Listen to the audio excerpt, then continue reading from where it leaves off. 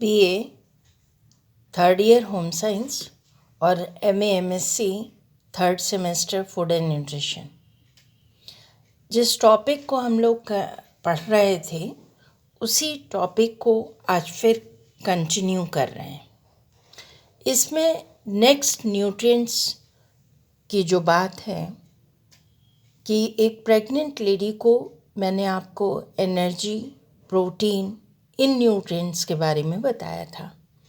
Pregnant lady के लिए fat और कैल्शियम भी उतना ही इम्पॉर्टेंट है। तो सबसे पहले जानते हैं fat requirement. The minimum requirement of fat for a pregnant adult women is 20 grams. जो ICMR 2010 के अकॉर्डिंग जो मिनिमम रिक्वायरमेंट फैट की होती है एक नॉर्मल लेडी के लिए वो है 20 grams. The diet of pregnant women should contain 30 grams of visual fat. Fat दो तरह के होते हैं, एक विजुअल फैट, एक इनविजुअल फैट। विजुअल फैट हम उन्हें कहते हैं जिन्हें हम अपनी आइज से डायरेक्ट देख सकते हैं। फॉर एग्जाम्पल बटर, चीज़, घी, मक्खन, ये सब जितने भी फैट हैं जो हम आसानी से अपनी आंखों से देख सकते हैं उन्हें हम विजुअल फैट कहते हैं। इनविजुअल फैट वो होते हैं जिन्हें हम अपनी नेकेड आइज से नहीं देख पाते हैं, लेकिन वो खाद्य पदार्थों में मौजूद होते हैं, जैसे नट्स एंड ऑयल सीड्स, बादाम, पिस्ता, इन सभी के अंदर, और तिल। इसके अलावा जो एग, मीट, फिश, सब में इनविजुअल फैट पाया जाता है। जब इन्हें कुक किया जाता है, पकाया जाता है, तो इसमें से फैट बाहर होता है।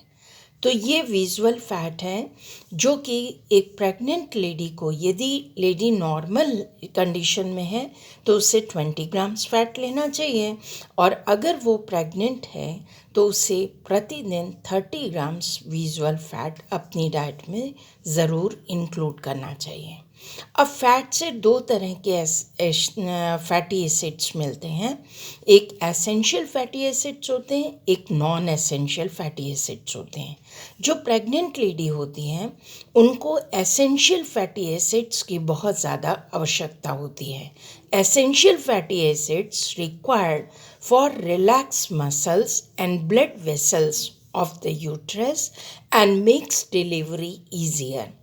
एक प्रेग्नेंट लेडी अगर एसेंशियल फैटी एसिड्स अपनी डाइट में लेती है तो इसके बहुत से फ़ायदे होते हैं कि उसके यूट्रस की जो मसल्स हैं और ब्लड वेसल्स हैं वो रिलैक्स हो जाती हैं, जिसके कारण डिलीवरी आसानी से होती है, यानी बच्चे का जन्म आसानी से होता है।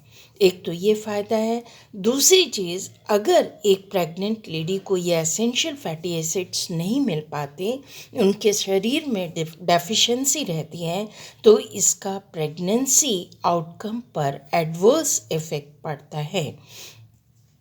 ये एसेंशियल फैटी एसिड्स के जो रिच सोर्स हैं वो है corn, cotton seeds, sunflower and soybean oil are good sources of linoleic acid. Linoleic acid ये एसेंशियल फैटी एसिड या फैट का एक प्रकार है जिससे गर्भवती महिला को अपने डाइट में इन चीज़ों को शामिल करके प्राप्त करना चाहिए। दूसरा जो न्यूट्रिएंट की बात आज हम लोग करने जा रहे हैं वो है calcium requirement for a pregnant lady. तो calcium requirement suggested by ICMR 2010 for an adult women is 600 milligram per day.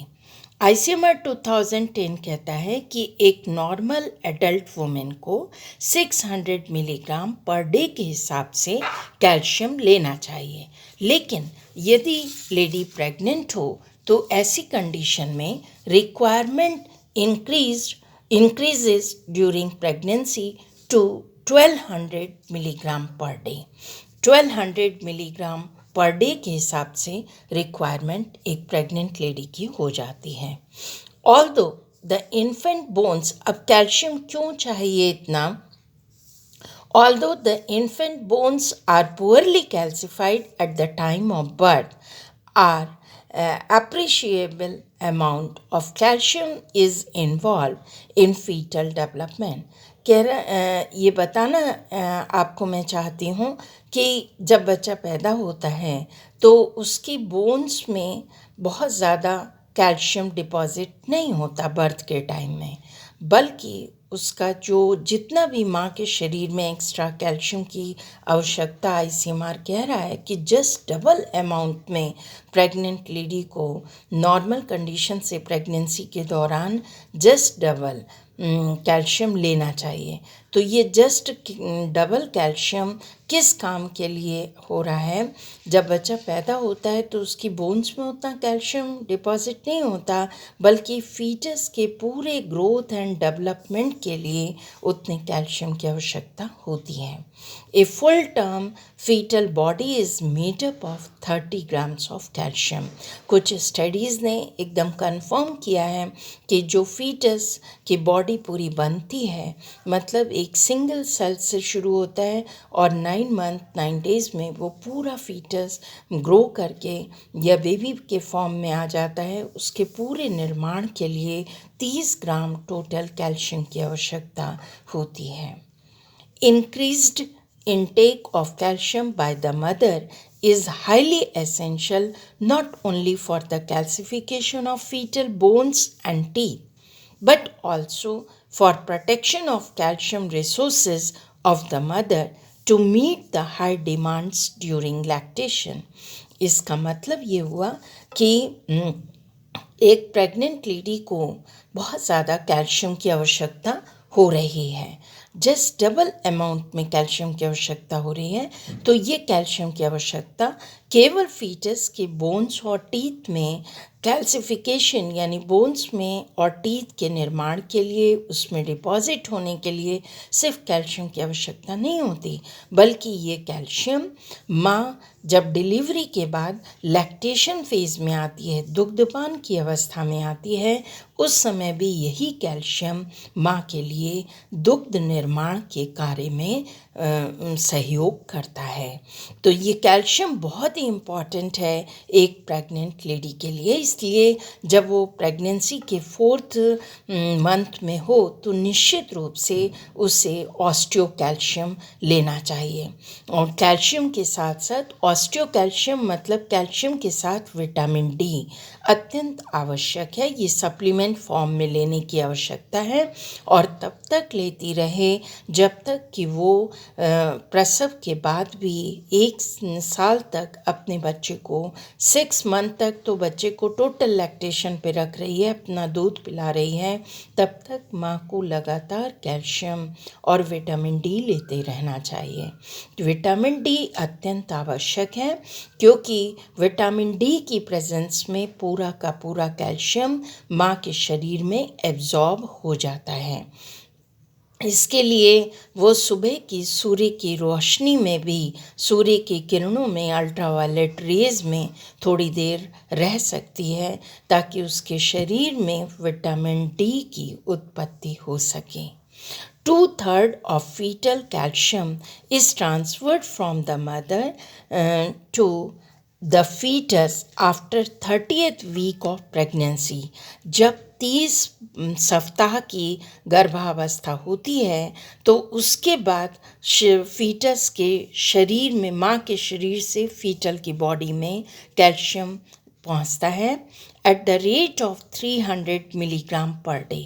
लगभग 300 मिलीग्राम पर डे के हिसाब से ये कैल्शियम माँ के शरीर से फीटस की बॉडी में पहुँचता है। कैल्शियम इतना ज़्यादा मात्रा में आवश्यक है, इसके लिए कौन कौन से सोर्सेज हैं कि एक गर्भवती महिला को अपनी डाइट में क्या क्या शामिल करना चाहिए। डेयरी प्रोडक्ट्स, डेयरी प्रोडक्ट मतलब दूध व दूध से बनी हुई सभी चीज़ें, दूध, दही, पनीर, छेना, चीज़ हैं, ये सारी चीज़ें माँ को अपने आहार में प्राइमरी सोर्स ये कैल्शियम के कहलाते हैं, इनको निश्चित रूप से शामिल करना चाहिए। इसके साथ ही साथ green leafy vegetables. Green leafy vegetables मतलब होता है हरी पत्तेदार सब्जियां, पालक, मेथी, बथुआ, चौलाई, सरसों, इन सभी के अंदर बहुत अच्छी मात्रा में कैल्शियम पाया जाता है। लेकिन स्टूडेंट्स, मैं आपको ये बता दूं कि ग्रीन लीफी वेजिटेबल एक लिमिट अमाउंट में ही लेनी चाहिए, क्योंकि इन सभी में कैल्शियम ऑक्सलेट फॉर्म में पाया जाता है। जब हम इनको बहुत ज़्यादा मात्रा में अपने आहार में शामिल करते हैं तो ये ऑक्सीलेट जो है वो हमारी बॉडी में पथरी बनाने का काम करता है, यानी गॉल ब्लैडर में, किडनी में स्टोन्स डेवलप हो जाते हैं। तो हमें लेना चाहिए इनको निश्चित रूप से, ये कैल्शियम के सोर्स हैं। इनकी जगह पर हम अपने आहार में, जैसे आजकल जाड़े के दिन हैं तो इस समय तिल का सेवन गर्भवती महिलाएं अपने आहार में बढ़ा सकती हैं। तिल कैल्शियम का बहुत अच्छा स्रोत है। सफ़ेद वाले तिल में कैल्शियम बहुत अच्छी मात्रा में पाया जाता है और काले वाले तिल में आयरन बहुत अच्छी मात्रा में पाया जाता है। और एक चीज़ मैं और आपको बता दूं, वो है मोरिंगा। मोरिंगा मतलब होता है सहजन। आप सब ने सहजन का नाम सुना होगा। सहजन की फलियां, सहजन के फूल, सहजन की पत्तियां, सहजन का जड़, तना, हर चीज़ में कैल्शियम भरपूर मात्रा में पाया जाता है। तो किसी भी रूप में कैल्शियम का प्रयोग निश्चित रूप से एक गर्भवती महिला को अपनी डाइट में अवश्य करना चाहिए। तो ये आज स्टूडेंट्स, मैंने आपको 2 न्यूट्रिएंट्स के बारे में, एक तो फैट रिक्वायरमेंट एक गर्भवती महिला के लिए क्या होनी चाहिए, और एक कैल्शियम की इम्पॉर्टेंस क्या है और कैल्शियम की रिक्वायरमेंट क्या होनी चाहिए, इसके सोर्सेज क्या हैं, ये मैंने आपको डिटेल में बताया है। मुझे आशा है, उम्मीद है कि आप सबको बहुत अच्छी तरह समझ में आया होगा। यदि किसी भी स्टूडेंट की कोई क्वेरी हो तो वो चैट बॉक्स में क्वेरीज डाल सकते हैं और मुझे पर्सनली फ़ोन करके कांटेक्ट कर सकते हैं। Thank you.